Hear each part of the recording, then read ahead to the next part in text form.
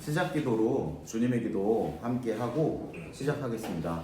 성부와 성자와 성령의 이름으로 아멘. 하늘에 계신 우리 아버지, 아버지의 이름이 거룩히 빛나시며 아버지의 나라가 오시며 아버지의 뜻이 하늘에서와 같이 땅에서도 이루어지소서. 오늘 저희에게 일용할 양식을 주시고 저희에게 잘못한 일을 저희가 용서하오니 저희 죄를 용서하시고 저희를 유혹에 빠지지 않게 하시고 악에서 구하소서. 아멘. 성부와 성자와 성령의 이름으로 아멘. 네. 오늘은 우리가 예비자 교율이 세 번째 시간입니다. 세 번째 이 미사란 무엇인가 교재 25쪽입니다. 네. 제가 이렇게 보니까 이제 삶과 미사란 무엇인가까지가 약간 몸풀기랄까요? 본격적인 얘기 들어가기 전에 조금 이제 그냥 천주교에 대해서 이렇게 좀 이 배경 지식이라 하긴 그렇지만 어쨌든 미사에 대해서 이렇게 깊은 차원으로 들어가는 게 아니라 그냥 이렇게 설명하고 있다. 그러니까 오늘까지는 아무 긴장하지 않으셔도 되고 이제 다음 주에는 성경이란 무엇인가니까 조금 공부하는 시간이 될 거고 그 다음 주부터 이제 창조주 하느님, 네 그리스도, 네 십자가 죽음, 부활과 승천, 성령 이렇게 쭉 나오니까 조금 그때는 이제 원론적인 얘기를 조금 이제 할 수 있겠습니다. 이 말씀을 드린 이유는 오늘 미사란 무엇인가라고 하는 과를 그렇게 막 어려운 얘기를 안 하려고 제가 늘 결심하는 바대로 늘 짧고 쉽게 오늘도 별 얘기 안 하고 그냥 미사는 이렇게 하는 거다 하는 정도로 말씀을 드리려고 합니다. 그래가지고 여기 25쪽 이렇게 보시면 전례는 하느님께 드리는 공적 예배고 각자의 마음 안에 하느님이 머무르게 하시고 그 다음에 우리 주 그리스도를 세상에 드러낸다. 지난 시간에 하느님을 인지할 수 있는 인간, 하느님을 알아보는 인간, 우리에게 스스로를 보여주시는 하느님, 초월자 하느님을 사람이 어떻게 만날 수 있는지를 우리가 이렇게 그 지평의 접점을 만났잖아요. 그죠? 그래서 여러 가지 하느님께서 창조하신 여러 가지 만물을 위해서 흔적을 통해서 구약 성경에서 이렇게 움직여주신 그런 여러 가지 역사들을 통해서 예수 그리스도를 통해서 이렇게 모상대로 창조된 인간을 바라봄으로 인하여 이렇게 알아볼 수 있다. 전례라고 하는 것도 이 예식을 통해서 우리가 예수 그리스도가 어떤 분이신지 알아볼 수 있고 그분을 세상에 드러내는 일들을 다 전례라고 합니다. 미사는 이날 일어난 이 일을 기억하는 거예요. 이는 너희를 위하여 내어주는 내 몸이다. 너희는 나를 기억하여 이를 행하여라 하신 말씀입니다. 그래서 우리가 사도행전을 좀 보면 있잖아요. 사도행전을 좀 보면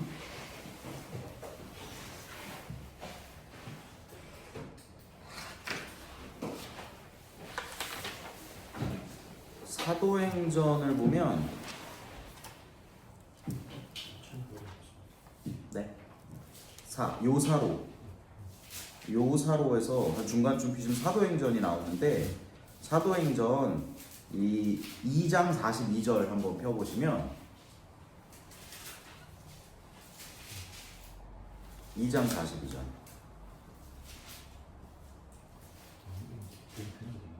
네.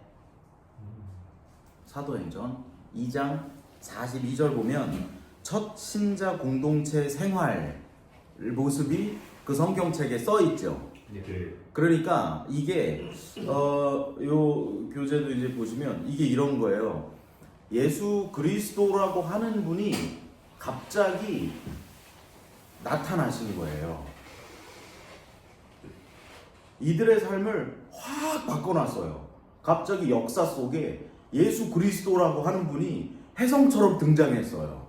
그래서 뭔가 새로운 얘기를 하시는 거예요. 그리고 이분을 기리면서 살아야 되는 사람들이 뭘 하면 좋을까라고 했을 때 최후의 만찬날 빵과 포도주를 떼어 주시던 그날 밤에 그 일을 계속해서 매일매일 반복하면서 했다라고 여기 써 있는 거예요. 변한 뒤에요. 이거는 변한 뒤.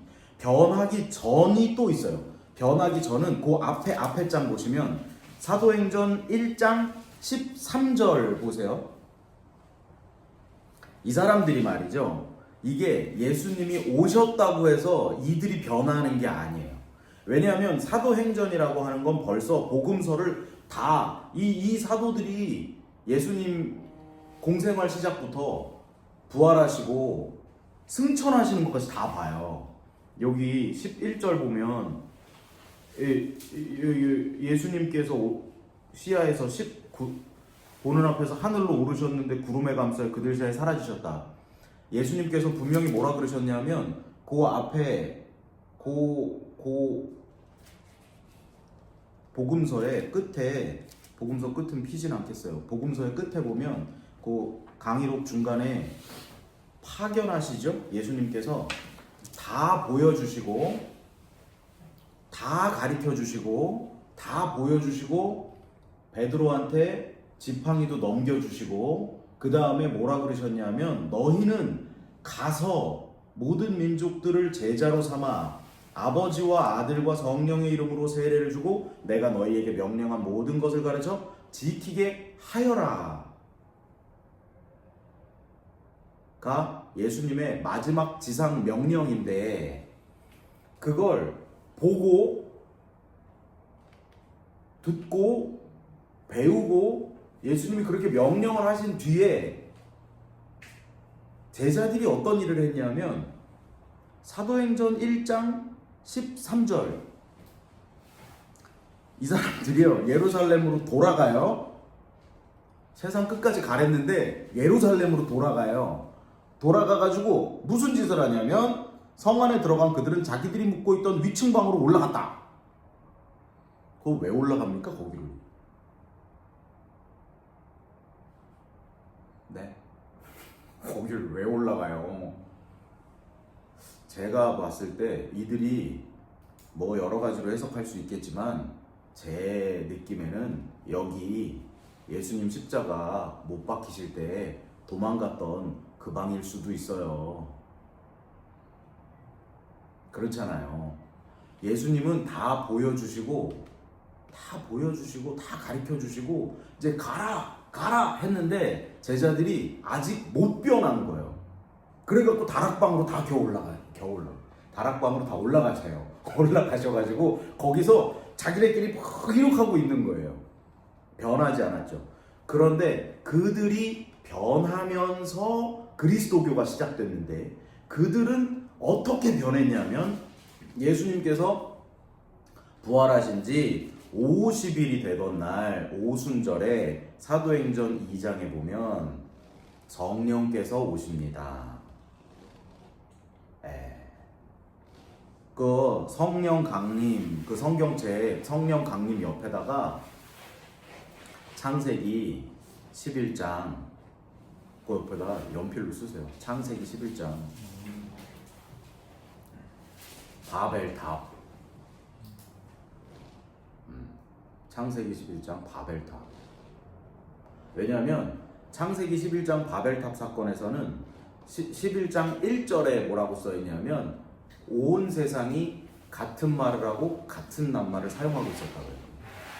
그게 무슨 얘기냐면 하느님께서 창조하신 그 창조 역사가 아직 유지되고 있는 상태, 같은 말을 하고 있는 상태. 근데 이 사람들이 무슨 짓을 하냐면 벽돌을 구워내는 기술을 가지니까 이 사람들이 뭐라 그랬냐면 자 이제 우리가 이 벽돌을 구워내게 되었으니 꼭대기가 하늘까지 올라가는 탑을 세우자. 꼭대기가 하늘까지 올라가는 탑 세우면 어떻게 된다고요? 내가 하느님과 어깨를 나란히 하게 되겠죠. 세상 부러울 게 없게 되겠죠. 그러니까 거기서 하느님께서 이렇게 보시고 얘네들은 안 되겠다. 말을 흩어버려. 말을 흩어버려가 되는 거예요. 그게 구약에 이게 쭉 그 뱀의 유혹서부터 해가지고 그 구원의 지위를 점점 잃어가는 것을 창세기는 쭉 설명하고 있어요. 그런데 지금 이 성령 강림은 바벨탑 사건과 정반대되는 얘기를 성령께서 오셔가지고 그걸 회복시켜 주시는 얘기를 지금 하고 있는데, 처음 등장할 때는 이 사람들이 서로 다른 말을 하던 사람들입니다. 다른 말을 하던 사람들이 성령이 내려오니까 갑자기 말을 하기 시작하는데 그 말이 같은 말로 들렸다는 거죠. 신기해 하잖아요. 여기 8절부터 7절부터 보시면 이 사람들이 그러잖아요. 저 사람들은 다 갈릴레아 사람들이 아닌가? 그런데 우리가 저마다 자기가 태어난 지방말로 듣고 있으니 어찌 된 일인가?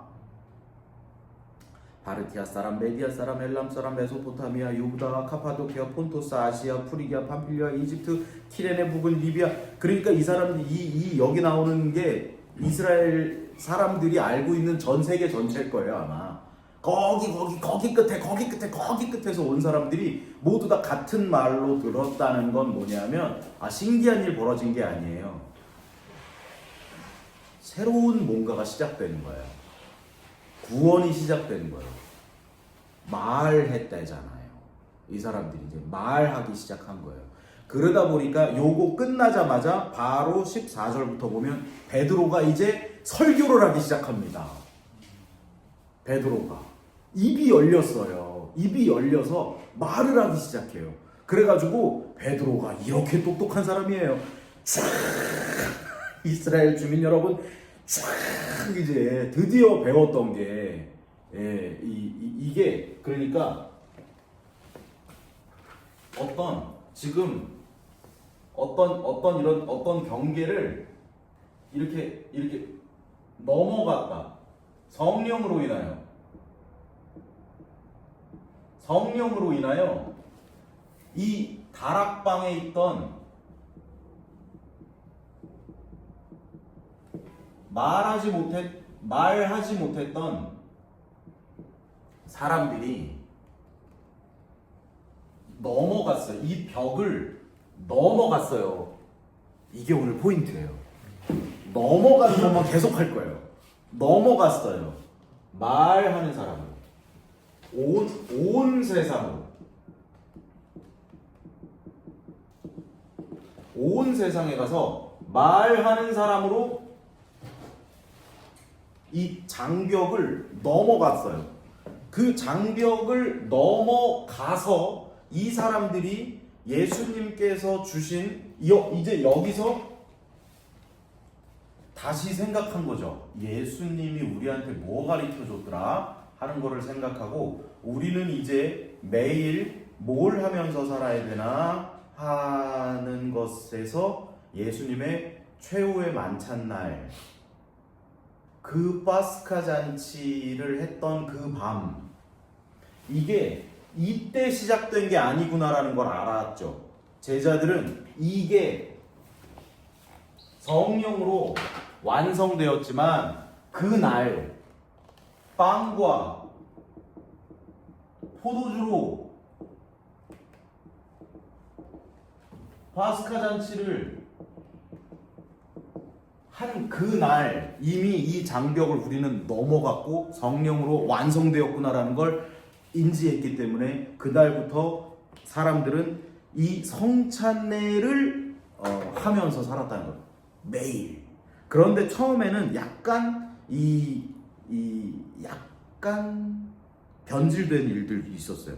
그래서 코린토일서 11장 17절 보면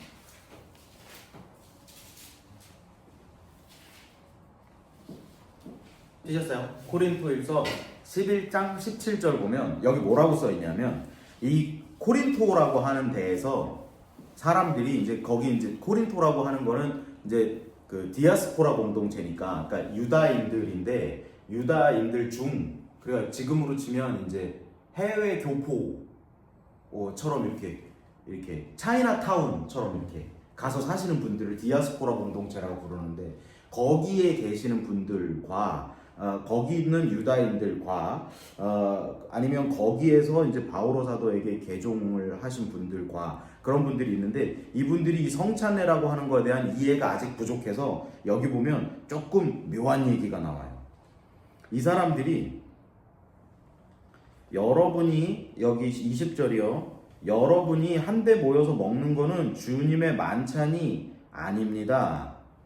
그것을 먹을 때 저마다 먼저 자기 것으로 저녁 식사를 하기 때문에 어떤 이는 배가 고프고 어떤 이는 술에 취합니다. 이게 무슨 얘기를 하고 있는 거예요, 이게? 그죠? 그러니까 이 사람들이 이 성만찬을 기억하겠다는 그 문화는 있었는데, 이걸 어떻게 해야 되는지 모르니까 자기네끼리 그냥 있는 사람들끼리 쫙 모아가지고 맛있는 거 쫙 모아가지고 거기서 예수님이 그때 그랬지 그러면서 먹고 마시고, 그래갖고 어떤 사람은 이제 막 술에 취하기도 하고 그런 식으로 하고, 가난한 사람들에 대해서 아무것도 나눔을 하지 않으니까 이 바오로 사도가 이제 본질을 알려주는 일들을 하는 거거든요. 아마 그래서 이 성찬례를 초대 그리스도교 공동체가 이 계속해서 이 매일매일 기억하면서 해 나가는 과정 속에서 전례가 생기고 없어지고 생기고 없어지고 하면서 지금의 미사의 형태가 되었을 것이다 라고 우리는 생각할 수 있습니다.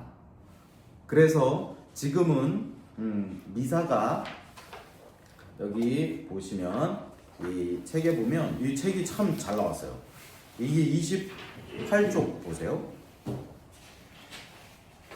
28쪽 보시면 그 29쪽 밑에 보면 성찬 제정과 축성문부터 너희는 모두 이것을 받아 먹어라, 이 여기 나오죠.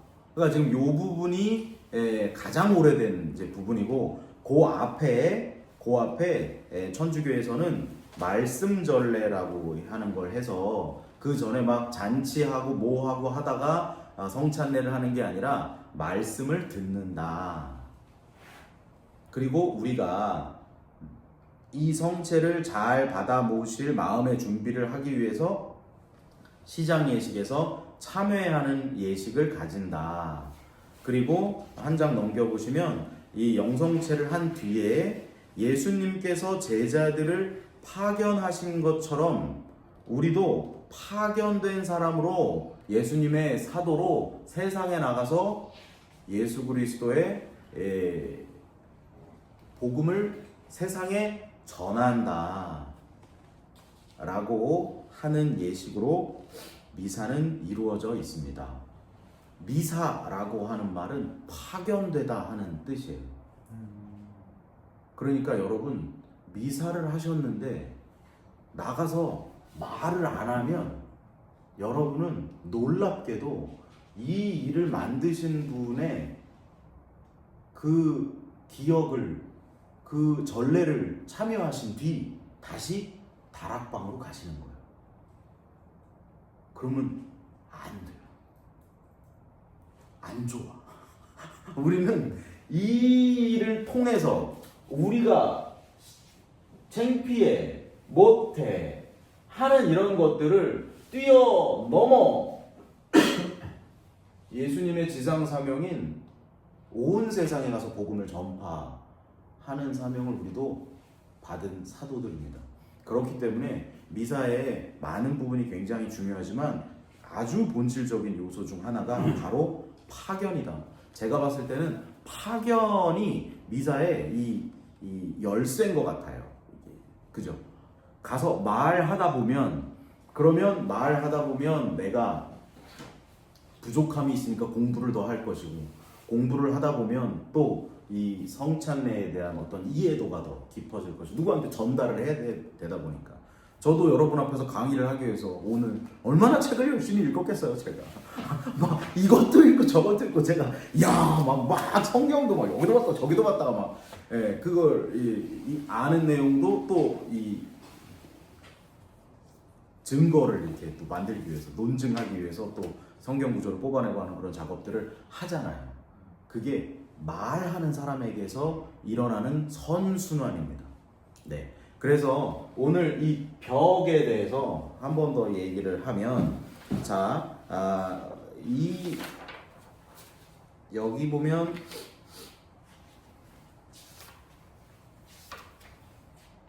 여기 다시 25쪽으로 넘어오면 이는 너희를 위하여 내어주는 내 몸이다. 너희는 나를 기억하여 이를 행하여라 하고 루카복음 22장 19절이라고 써있죠. 네. 그럼 루카복음 22장 19절을 한번 펴보자고요.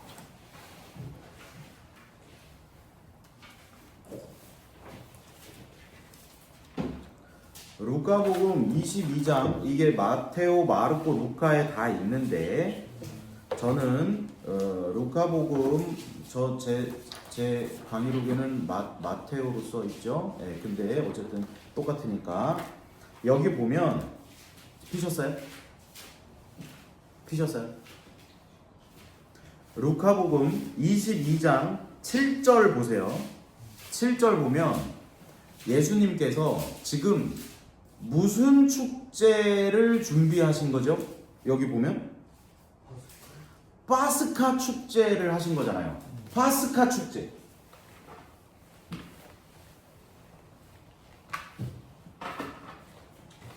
파스카.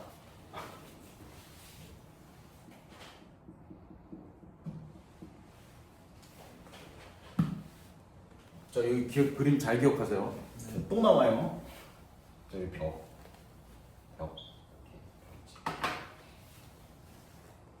파스카 축제 음식을 먹는 날을 무교절 그 첫날, 이 무교절 날 이 음식을 이스라엘 백성들은 해마다 잊지 않고 먹었는 거잖아요. 그래서 그날 하필이면 예루살렘 들어가시는 날인데 요 축제 날이 걸려서 제자들이 물어보는 거예요. 저 스승님, 올해에 파스카 축제 음식은 어디서 드실 겁니까? 이렇게 물어본 거예요. 그러니까 우리가 이 파스카가 뭔지를 알아야 되잖아요. 그래서 탈출기, 그 탈출기 7장 탈출기 12장 5절.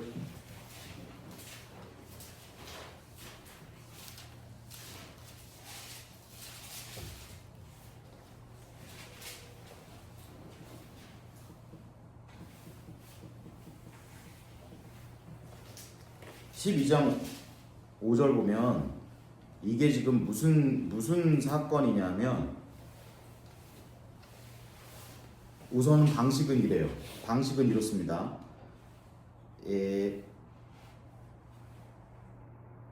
모여요. 이웃과 함께.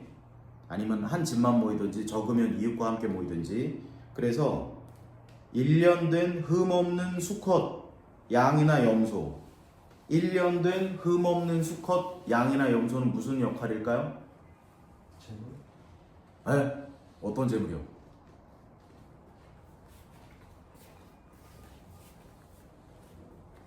일 년 된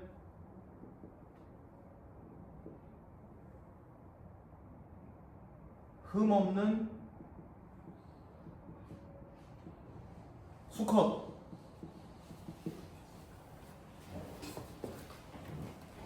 시 아닌 양은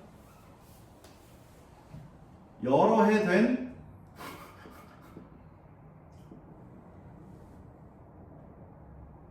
흠이 많은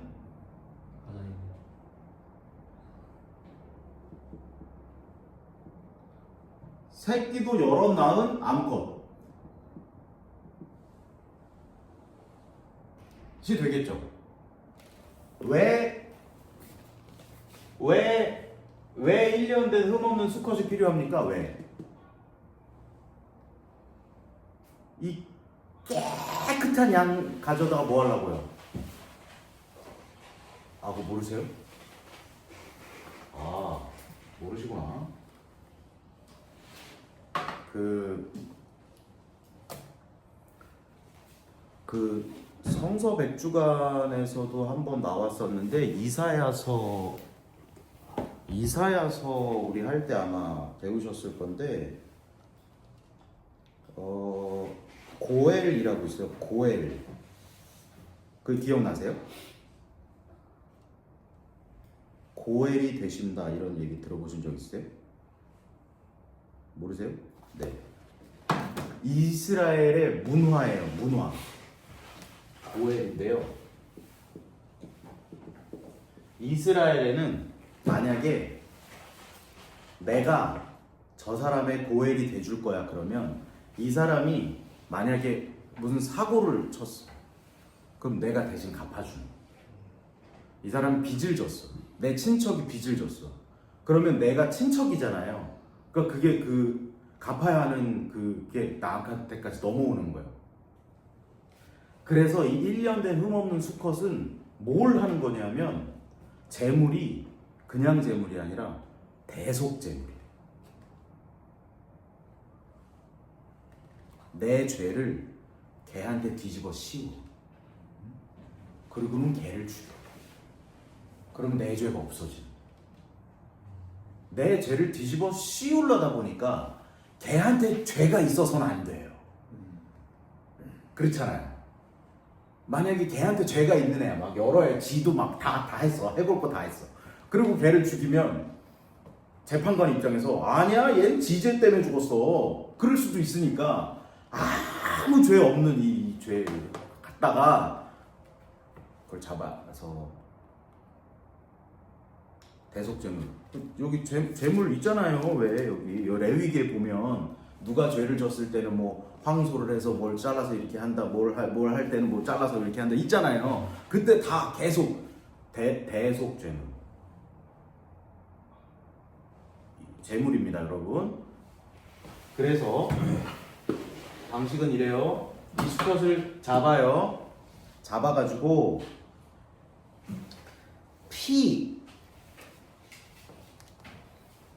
피를 받아요. 피를 받아서 문설주와 상인방에 발랐다잖아요. 문설주와 상인방에 발랐어요. 바르면 어떻게 된다고요? 이 집에 죄를 물으러 온 심판관이 누구 대신 죽었구먼 그러고 지나간다는 거죠. 지나간다. 파스카는 지나간다. 그런 뜻이에요. 지나간다. 이 바른 피 이거 누구 거라고요? 이 바른 피 이거 누구 거요? 대신 죽은 양의 것. 대신 죽은 양의 것. 그래서 이 발라요. 그 다음에 누룩 없는 빵과 쓴 나물을 곁들여 가지고 서서 막 먹어야 돼. 왜 그러냐면 이게 지금 무슨 일이 벌어진 거냐면 탈출기 7장부터 이렇게 보시면 여기가 이집트입니다. 여기가 이집트고요. 여기서 이스라엘 사람들이 살고 있었습니다.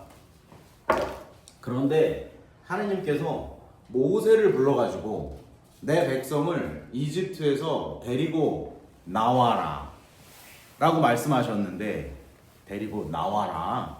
그 영화도 있잖아요. 그죠? 영화 있어요. 하여튼 영화 있어요. 뭐 갈 때 해가지고 둥둥 떠내려오는 거 그 공주가 잡아가지고 있어요. 그 영화 나중에 보세요. 그런데 이집트에서 파라오가 이 사람들을 종으로 쓰고 있었단 말이죠. 종으로 쓰고 있었는데 저희는 우리 하느님을 찬미하러 나가겠습니다.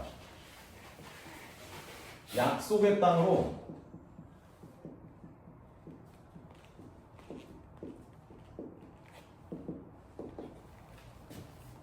가게 해주세요. 여기 있는 여기 이집트에서 사는 사람들은 한 번도 꿈꿔보지도 못했는데 하느님께서 약속하신 땅을 모세가 듣고 그 한 명이 상상도 못하고 있는 사람들을 데리고 일로 넘어간 거죠. 여기 있던 사람들은 희망해서 간 게 아니에요. 모세가 들었어. 모세 한 사람이 가서 하느님께서 약속하신 데가 있어. 그러니까 우리 일로 가. 라고 하니까 파라오가 못 가. 안 돼. 하니까 하느님께서 그러면 나 안 보내주면 내가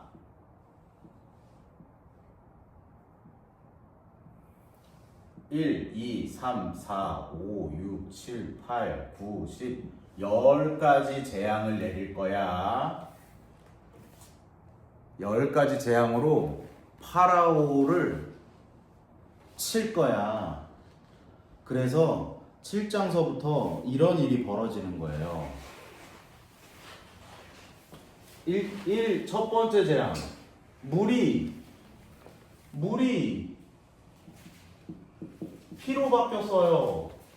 물이 피로 바뀌었어요. 물이 피로 바뀌니까 파라오가 뭐라 그러냐면 아이고 못 살겠네. 나가.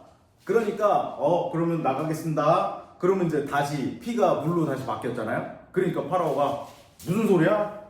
안 돼.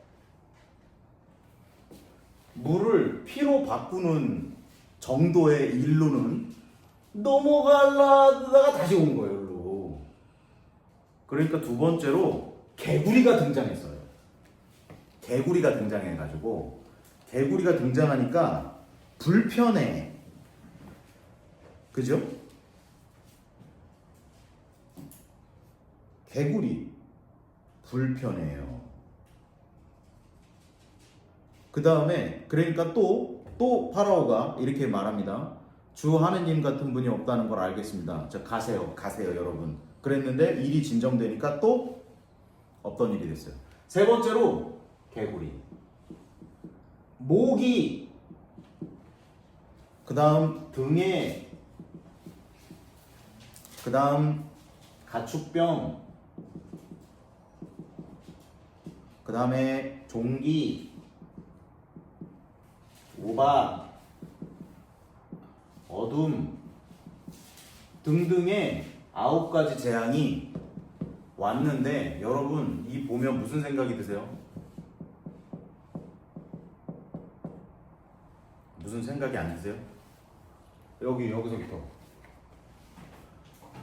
법률은 뭐야 이게? 저는 저 개인의 신앙인데 저는 이렇게 보여요. 이게 물이라고 하는 걸 신격화하고 사는 사람도 있구나. 그죠? 하느님이 뭐가 중요해? 난 물만 있으면 살 수 있어. 그 하느님 말씀하시는 거죠. 그 물 내가 그런 거예요. 이 개구리, 모기, 이런 것들이 지금 다 불편함을 계속 주고 있죠.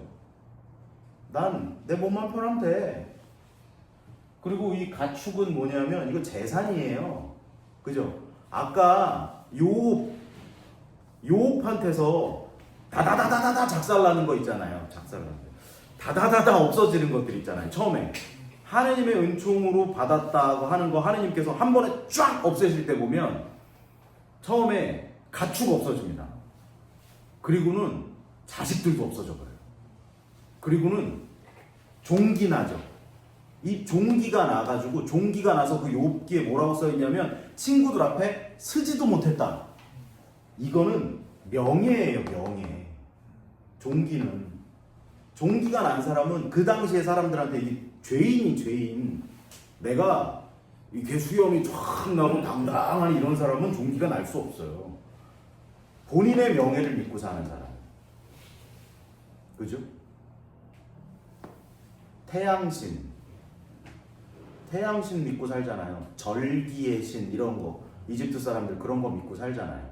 그런 것들을 다 하나씩 하나님께서 그렇게 했어 했는데도 이 9번째 이 어둠까지 왔는데도 이 인간의 이 우매함과 이 쇄심줄 같은 이 사람들의 마음이 안 바뀌더라는 거야. 넘어갈랑 말랑 하다 다시 일로 간다는 거죠. 이게 어떻게 보면 예수님께서 너희 나가가지고 세상 끝까지 가서 가라 했는데 다시 다락방으로 갔던 사람들하고 똑같잖아요 지금.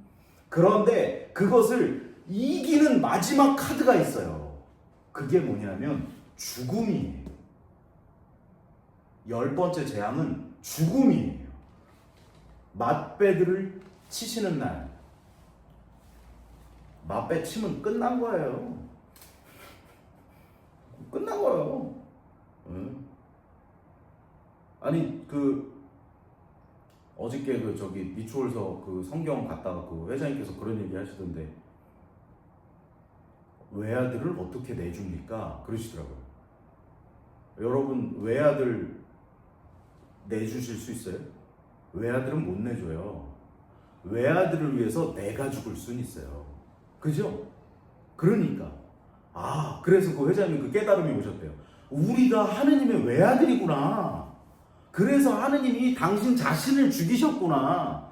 그런 깨달음이 오셨대요. 삼위일체라고 하는 깨달음이 오셨대요. 맏아들 가면 끝나는 거예요. 그러니까 이날 이 일이 벌어진 거예요. 이날 너희의 죄 때문에 죽음이 너희에게 갈 거야. 그런데 그 죽음은 한 살 먹은 그 양이 대신 죽어 피를 바르면 그 집은 안 죽을 거야.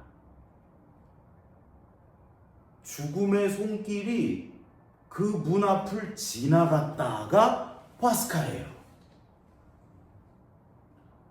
무슨 얘기인지 아시겠어요?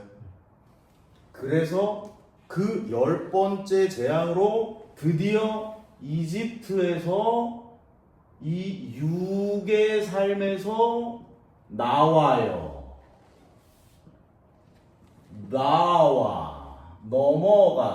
넘어갔어요.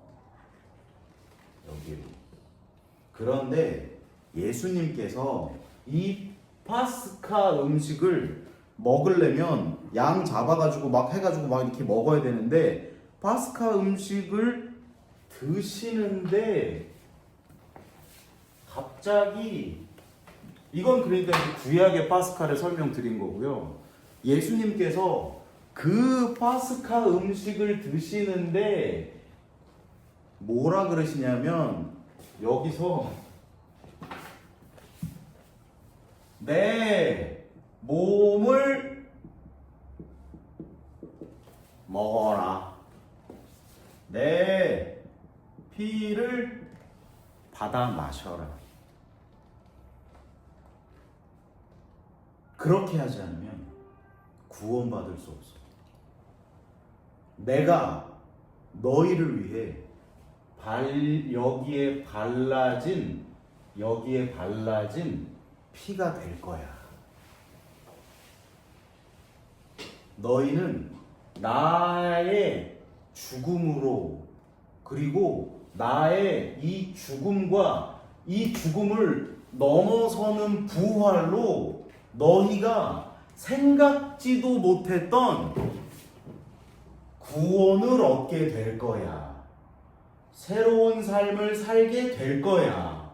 그래서 너희는 이제 여기 있었던 질서가 아니라 새로운 질서로 살게 되는데 그곳은 첫째가 꼴찌 되고 꼴찌가 첫째 되는 것이고, 첫째가 되려는 이는 모든 이의 종이 되어야 하는 것이고, 그래서 이 신약의 이 파스카, 이 성찬례를 제자들이 그 사건을 통해서 본인들의 전체 삶이 예수 그리스도 한 명 때문에 꿈꿔보지도 못한 곳으로 넘어가게 되면서 예수님께서 가르쳐 주셨던 모든 새로운 질서들을 해나가면서 살게 됐다는 거죠. 그러니까 제자들이 그러면 이제 나는 내 안에 내가 사는 게 아니라 그리스도께서 사시는 거야. 그러면 나는 뭘 기억하면서 살아야 되지? 그렇지. 그날 밤에 그 일을 매일매일 기억하고 살아야지. 그래서 이 파스카 성찬례는 예수님이 참 착한 분이구나, 우리한테 먹을 걸 주셨구나, 그걸 기억하는 날이 아니에요. 여러 가지 육적인 우리가 이거를 해보려고, 이 인간 본성을 이겨보려고, 그래서 일로 넘어가 보려고 아무리 노력을 해도 못 넘어가던 그것을 예수 그리스도 한 분께서 우리가 꿈꿔보지도 못한 곳으로 본인의 십자가상 죽음으로 죽음을 이기는 곳으로 우리를 이끌어 주셨다 라고 하는 것이 바로 파스카 축제입니다. 그래서 요한복음 6장 54절 보면 내 살을 먹고 내 피를 마시는 사람은 영원한 생명을 얻고 나도 마지막 날에 그를 다시 살릴 것이다. 우리는 그리스도의 피로 속량된 백성입니다. 네, 그리스도의 피로. 끝. 짧죠? 엄청 짧죠? 제가 좀 더 할까요? 그럼 이제 그게 이제 본질적인 내용이고, 여기 이제 전혀 이제 어렵지 않은 그 몇 가지만 살펴보면, 미사 중에 이제 일어서는 동작, 앉는 동작, 목례하는 동작, 이런 것들이 있고, 그 다음에 십자성호, 중요한 의미를 갖고, 큰 성호도 있고 작은 성호도 있어요. 이 작은 성호는 이 32쪽 중간에 보시면 복음 읽을 때, 네, 머리로 깨닫고 입으로 선포하고 가슴으로 받아들이겠다 하는 의미로 주님 영광 받으소서 세 번, 머리로 이해하겠습니다, 입으로 말하겠습니다, 가슴으로 받아들이겠습니다 하는 그런 의미로 복음 읽기 전에 신부님도 하고 여러분도 같이 이렇게 하시는 예식이 있습니다. 네. 마친 기도로 영광송 바치겠습니다. 영광이 성부와 성자와 성령의 이름으로 아멘. 영광이 성부와 성자와 성령께 같이 이제와 항상 영원히 아멘. 성부와 성자와 성령의 이름으로 아멘.